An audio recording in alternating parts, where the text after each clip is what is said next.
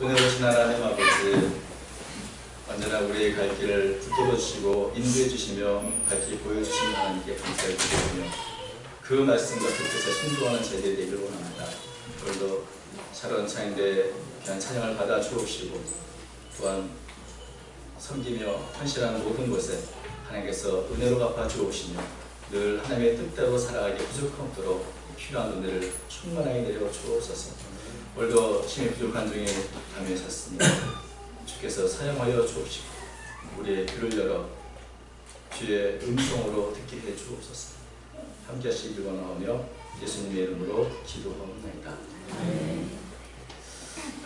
성경을 읽다 보면 아주 족보가 많이 나오죠. 성경할 때 이 족보를 보면 참 어떨 때는 좀 지루하게 느껴지기도 합니다. 그러나 이 족보가 굉장히 중요합니다. 어떻게 보면 이스라엘의 과거 역사를 이렇게 보여주는 중요한 자료가 되기도 하기 때문에 그렇습니다. 근데 성경에서 가장 긴 족보가 어디에 기록이 됐을까요?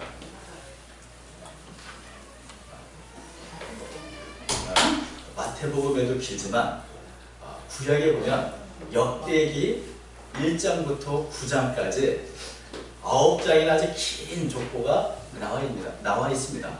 그 아담부터 시작해가지고 아브라함 그리고 이스라엘 12지파에 대해서 아주 상세하게 기록이 됐는데 역대기 이 족보는 오경과 다른 역사서의 기록을 다 종합적으로 기록한 것으로 생각을 하고 있습니다.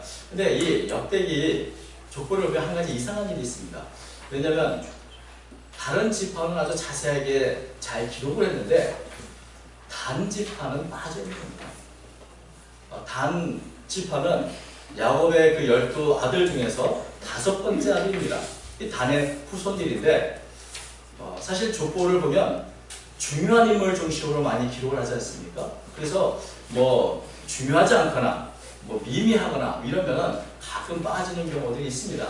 근데 이 단지파가 과연 그게 미미한 지파인가? 그렇지 않습니다. 민수기 26장 44절을 보면은 각 지파의 인구를 계수했는데 이 단지파가 64,400명입니다. 그래서 유다 지파 다음으로 두 번째로 많은 지파가 이 단지파인 것이죠. 또 단지파에도 아주 유명한 인물들도 많이 있습니다. 대표적인 사람으로는 삼손이 있죠. 우리가 잘 아는 이 삼손이 바로 이 단지파의 사람이고 사사였습니다. 또 한 인물이 있다면 오홀리압이 있습니다. 오홀리압은 우리가 출애굽기에 보면 성막을 세우고 그 안에 제사장의 옷이라든지 이런 것들을 만들 때 아주 큰 역할을 했던 지혜와 성령 충만했던 사람이죠. 출애굽기 31장 20절 이렇게 있죠. 단지파 아이사막의 아들 오홀리압이 그와 함께 하였으니 오홀리압은 재능이 있어서 조각하며 또 청색자 정식질과 가는 배실로 수놓는 자들아. 그래서 이 오홀리압도 사실 굉장히 유명한 그런 분입니다. 이렇게 유명한 분도 많고 또 인구도 적지 않은 이 단지파가 역대기에는 단이라고 하는 야곱의 아들 단이 있었다는 그 단 외에는 그 후손 중에 그 누구도 이름이 기록되어 있지를 않는 겁니다.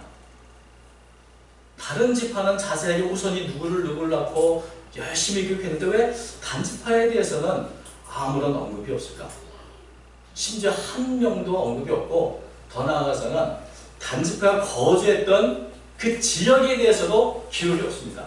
그러니까 완전히 단지파만 싹 빼놓은 그런 모습을 볼 수 있는 것이죠. 이게 과연 왜 그럴까요? 실수였을까요? 아니면 자료가 없어서 그럴까요? 많은 분들이 단지파가 예전에는 이스라엘 12지파의 한 구성원이지만 이스라엘의 지파로서의 자격을 상실했기 때문에 더 이상 12지파의 하나로 보지 않기 때문에 단지파의 기록을 고의로 삭제한 것이다 이렇게 생각을 합니다. 그래서 이 단지파는 이스라엘 지파에서 제외되었다라고 생각합니다.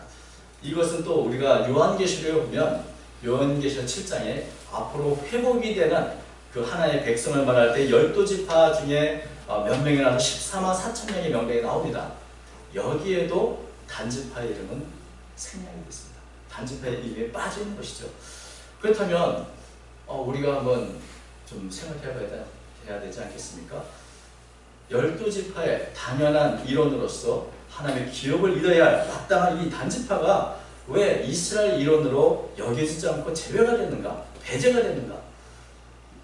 이것을 알기 위해서는 단지파가 마지막으로 성경에 기록된 게 언젠가 하는 우리가 봐야 될 텐데, 그게 바로 이 사사기 18장, 이게 단지파가 기록된 마지막 사건입니다. 그러니까 이 사건을 통해서 단지파가 왜 제어가 됐나 하는 그 실마리를 찾을 수 있다는 것이죠. 사사기 18장 1절은 이렇게 시작합니다. 18장 전체가 사실 단지파에 관한 사건인데 18장 1절이 이렇게 시작합니다. 그때에 이스라엘의 왕이 없었고 단지파는 그때에 거주할 기업의 땅을 구하는 중이었으니 이는 그들이 이스라엘 지파 중에서 그때까지 기업을 분배받지 못하였습니다. 원래 이스라엘 백성들은 여호수아를 통해서 제비를 뽑는 방식으로 모든 지파가 다 땅을 분배받았습니다. 가나안 땅을 분배받고 이제 그 땅을 정복할 사명을 함께 받은 것입니다. 하나님께서는 이 가나안 땅을 이스라엘 백성이 주었는데 그때 가나안 땅이 젖과 꿀이 흐르는 아름다운 땅이었지만 텅 빈 땅이 아니었습니다. 그곳에는 이미 가나안 7족속이 살고 있었죠. 그때 이 가나안 7족속이 너무나 큰 사악한 죄를 많이 지었기 때문에 그 민족을 심판하시고 그 땅을 이스라엘 백성들에게 주신 것입니다. 그렇기 때문에 이스라엘 백성들은 자신이 분배받은 땅을 하나님의 기업으로 여기고 그 땅에 있는 가나안 민족을 심판하기 위해 그런 거룩한 전쟁을 통해서 완전히 진멸하는 심판을 통해 그 땅을 차지할 사명이 있는 것입니다. 그래서 이 이스라엘 각 지파들은 자신이 분배받은 땅을 어떤 면에서는 힘들지만 하나님을 의지하고 믿음으로 싸워서 그 땅을 정복할 그런 사명을 갖고 있었습니다. 그 책임인 것이죠. 근데 단지파는 자신이 배정받은 땅을 점령하지를 못했습니다. 그래서 사사기 1장 34절에 이렇게 되어 있습니다. 아모리 족속이 단자손을 산지에 몰아넣고 골짜기에 내려오기를 용납하지 아니했으며 분배받은 땅에 거주하는 아모리 족속이 너무나 강한 겁니다. 그래서 이 아모리 족속을 단지파가 쫓아내기는커녕 오히려 아모리 족속이 단지파를 산으로 쫓아내가지고 접근하지 못하게 했다는 것이죠. 그러니 전 단지파로서는 큰일입니다. 땅을 배정받아 하나님께부터 땅을 배정받았는데 이 땅을 내가 점령하기를 애를 썼으나 아모리 족은 너무나 강해서 이길 수가 없고 오히려 쫓겨난 그런 형편이 됐던 겁니다. 그럼 여러분 어떻게 하면 좋겠습니까? 아니야, 그래도 이 땅은 하나님 주신 땅이니 내가 어떻게든 지켜야지, 어떻게든 정복해야지, 하나님 믿음을 주십시오, 능력을 주십시오, 이렇게 해야 할 것인지 아니면 어떻게 하면 좋을지. 여러분, 근데 사실 이런 문제는 단지파만 가지고 있는 문제는 아니었습니다. 땅을 배정받은 모든 지파들이 당면한 문제였습니다. 살기 좋은 곳에 가나안 족속이 철병기로 무장한 그곳에 싸워 이긴다는 것이 결코 쉽지는 않았던 것입니다. 유다 지파 같은 경우는 가장 험준한 산악지대를 배정받았습니다. 근데 우리가 아는 것처럼 갈렙처럼 이 산지를 내게 주소서, 그들이 비록 강할지라도 하나님이 함께 하시면 이길 수 있습니다 라고 믿음으로 그 땅을 점령하고, 또 이 유다 지파가 배정받은 곳에 예루살렘이 있는데 이 예루살렘을 점령하는 데는 굉장히 오랜 시간이 걸렸습니다. 그래서 사사 시대는 점령하지 못하고 있다가 다윗 시대, 다윗을 통해서 비로소 이 여부수 족속을 쫓아내고 그 땅을 마침내 점령할 수 있었던 것입니다. 그러니까 이 땅을 점령한다는 게 쉬운 일이 아니었고 각 지파마다 하나님이 배정해 주신 땅을 점령하기 위해서 노력하고 그 삶을 이르기까지 끝까지 거기서 견뎌냈다는 것을 우리가 볼 수 있는 것이죠. 근데 이 단지파는 이렇게 하나님의 주신 분배받은 땅을 점령하기 위해서 기다리고 인내하고 또 하나님께 믿음을 구하기보다는 그 땅을 점령하는 것을 포기해버렸습니다. 단지파는 좀 더 쉬운 방법을 택하기로 한 것이죠. 이 아모리 족속이 너무 강하니까 우리는 이 땅을 더 이상 점령할 수 없다. 그러니 우리가 점령할 수 있는 쉬운 땅을 찾아보자 라고 생각해서 이곳저곳을 찾아보는 중에 가나안 땅 최북단까지 올라오게 된 것입니다. 그것이 바로 이제 오늘 18장에 들어있는 말씀이시죠. 과연 단지파는 어떤 성향을 갖고 있는 지파입니다. 여러분, 어떤 사람이 어떤 성향을 갖고 있는가를, 또 어떤 생각을 갖고 있는가를 알기 위해서는 그 사람이 좋아하는 단어들이 뭔가, 자주 사용 어휘가 뭔가를 보면 그래도 어느 정도 알 수 있습니다. 우리가 잘 아는 알베르 까미에게 어떤 기자가 인터뷰를 하면서 물어봤습니다. 당신이 좋아하는 10개의 단어가 뭡니까? 라고 했더니 이 까미가 세계, 고통, 대지, 어머니, 사람들, 사막, 명예, 비참, 여름, 바다, 이런 10가지 단어를 열거했는데, 그 10가지 단어가 결국 까미의 소신이나 사상을 알기 위한 키 열쇠의 단어가 됩니다. 그래서 알베르 까미라는 2013년에 나온 우리나라 지문분이 책을 썼는데, 바로 10개의 단어를 중심으로 그의 사상과 소설을 이렇게 편집한 그런 책도 나오게 됐습니다. 그러니까 우리가 좋아하는 단어, 우리가 자주 사용하는 단어가 바로 우리의 사상이나 생각을 암시하거나 나타내는 힌트가 되는 것이죠. 그렇다면 단지파 좋아하는 단어는 어떤 것이었을까요?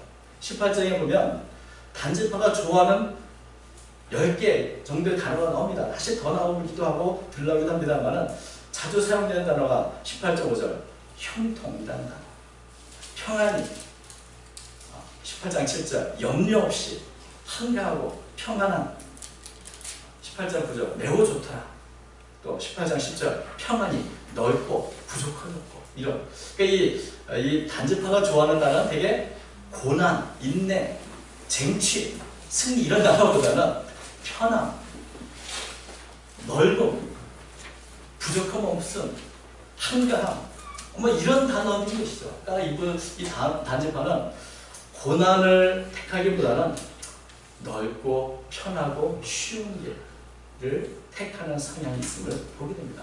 근데 우리가 아는 것처럼 예수님께서는 제자들에게 좁은 문으로 들어가라 이렇게 말씀하셨습니다. 마태복음 7장 13절 좁은 문으로 들어가라. 멸망으로 인도하는 문은 크고 그 길이 넓어 그리로 들어가는 자가 많고, 생명으로 인도하는 문은 좁고 길이 협착하여 찾는 자가 적습니다. 넓고 쉬운 길이 있습니다. 그러나 그 길이 항상 좋은 길은 아닙니다. 그 길이 항상 옳은 길도 아닙니다. 때로는 힘들고 어려워도 좁은 고난의 길, 그 길이 옳은 길인 것입니다. 넓고 쉬운 길은 편한 길이지만 때로는 그 길은 하나님의 뜻을 이루는 길이 아닌 것입니다. 형통함이 항상 좋은 것은 아닌 것입니다. 그런데 단지파는 진리, 하나님의 뜻을 이루는 그 길을 버리고 편한 길을 선택했습니다. 아무리 족속이 아니라 우리가 나가서 언제든지 싸워 승리할 수 있는 그런 땅이 없는가? 그리고 그런 땅을 드디어 발견했습니다. 바로 그것이 라이스라고 하는 곳입니다. 라이스에 대해서는 이렇게 말하고 있죠.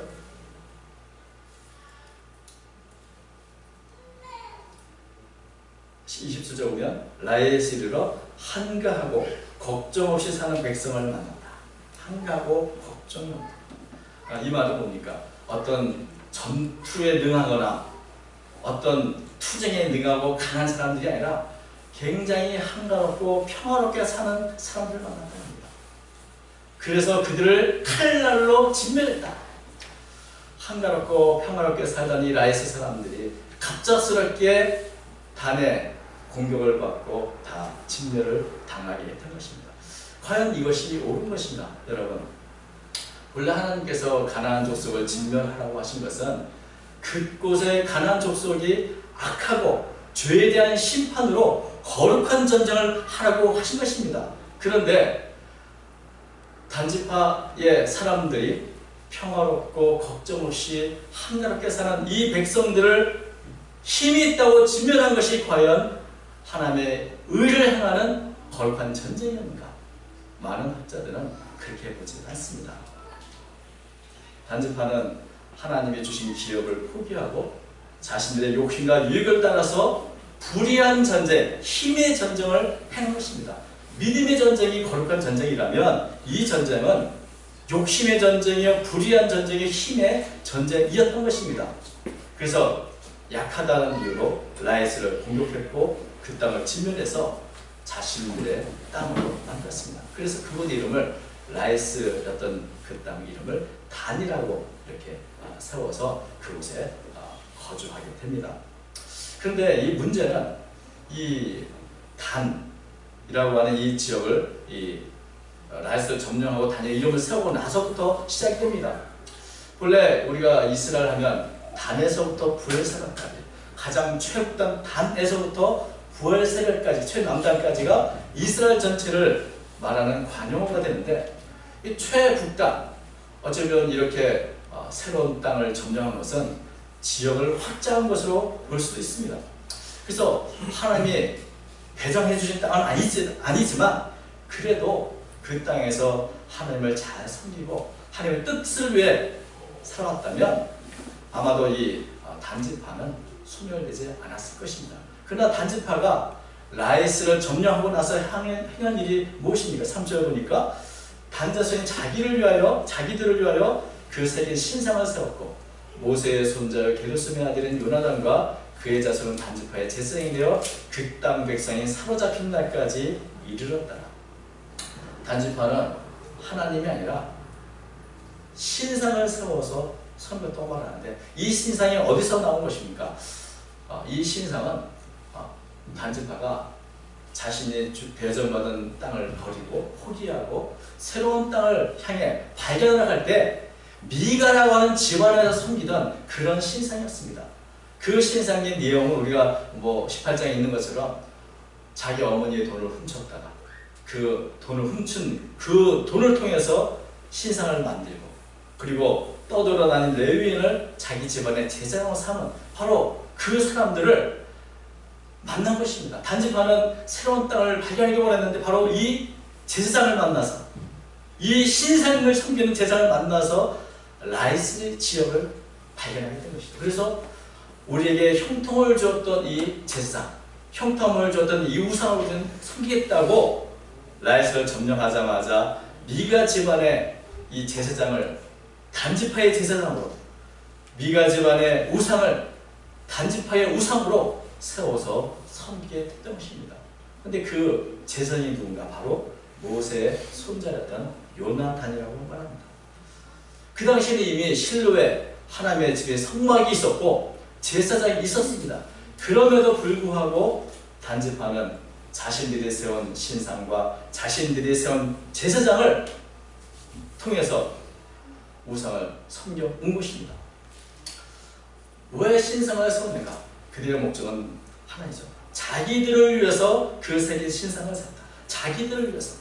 여기도 하나 단지파가 갖고 있는 아주 극명한 사고방식을 보여줍니다. 자기들을 위해서. 단지파 사람들이 라이스를 점령한 것은 누구를 위해서? 하나님의 영광이나 질을 위해서가 아니라 자기들을 위해서 힘으로 정복한 것이고 우상을 섬기는 이유도 무엇을 위해서? 자기들을 위해서. 철저하게 이 단지파의 성향은 자기 자신을 위해서 살아간다는 것을 보여주는데 이것은 결코 하나님의 백성의 모습은 아닌 것입니다. 하나님의 백성이 최우선에 두어야 할 가치는 무엇입니까? 하나님의 뜻입니다. 하나님의 영광입니다. 하나님의 뜻보다 자기의 유익을 최우선에 두는 사람은 결코 하나님의 백성의 모습을 갖고 있는 것이 아닌 것입니다. 이 단지파에 속한 사람들은 원래 참 특별한 은혜를 받은 사람들입니다. 12지파의 하나가 되어서 하나님이 주신 기업을 배정받는 그 땅을 유업으로 받는 특별한 은혜를 받은 사람입니다. 그러나 그들은 그 기업을 포기하고 쉬운 길을 택했습니다. 더 나아가서 자기들을 위해서 우상 숭배의 길을 허락받은 것입니다.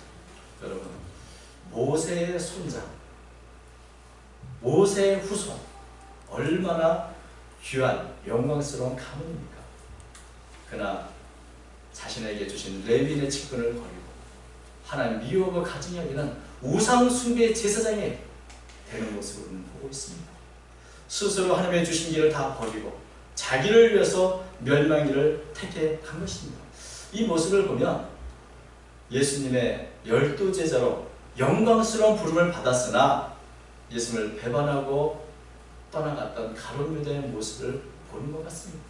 베드로는 이런 가룟 유다를 향해서 이렇게 묘사했습니다. 사도행전 1장 25절. 유다는 이 직무를 버리고 제 곳으로 갔나이다. 단지파도 자신에게 주어진 이 귀한 12지파의 직무를 자기 곳으로 간 것입니다. 그래서 단지파는 이스라엘 역사 속에서 완전히 소멸되었고 조금씩 쉬운 길을 택했던 그들은 이방 민족과 완전히 동화된 것처럼 보입니다. 왜냐하면 이 솔로몬이 성전을 건축할 때 기술자가 필요했습니다. 그때 이 두로의 왕이 기술자를 보내주는데 그 기술자의 아버지는 두로 사람인데 어머니가 단지파 사람입니다.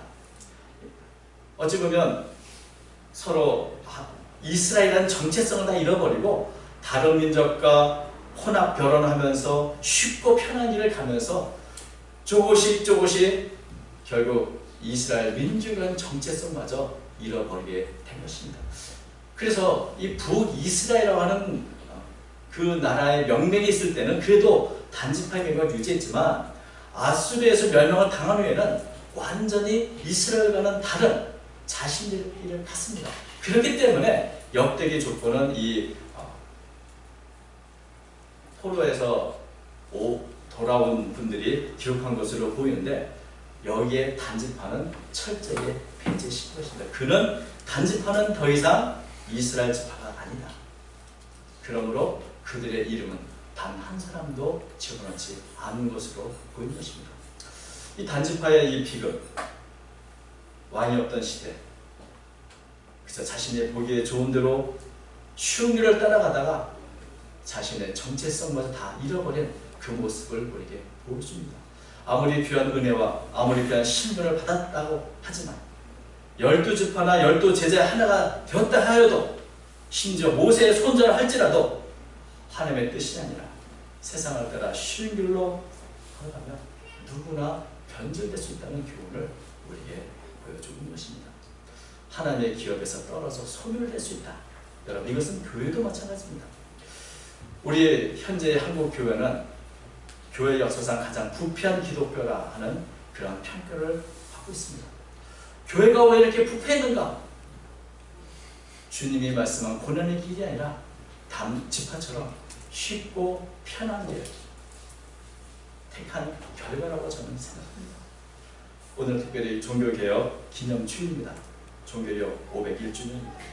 1517년 10월 30일 독일의 마르틴 루터가 세상 사람 다 가는 그 쉬운 길을 버리고 하나님의 말씀대로 살겠다고, 하나님의 말씀을 믿고 그 말씀을 따라가겠다고 좁은 길을 선포했던 바로 그 날인 것입니다.